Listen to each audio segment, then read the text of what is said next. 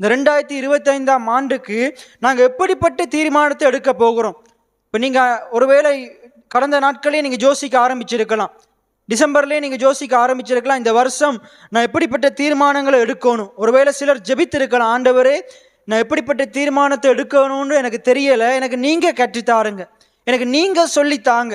நான் அடுத்த வருஷத்தில் என்னுடைய ஆவிக்குரிய வாழ்க்கையில் நான் எப்படிப்பட்ட தீர்மானத்தை எடுக்கணும், இந்த பூமிக்குரிய வாழ்க்கையில் நான் செய்கிற தொழிலில் எப்படிப்பட்ட தீர்மானத்தை எடுக்கணும், இப்போ படிக்கிற படிப்பில் எப்படிப்பட்ட தீர்மானத்தை எடுக்கணும், இப்போ நான் இந்த ஊழியத்தில் எப்படிப்பட்ட தீர்மானத்தை எடுக்கணும்.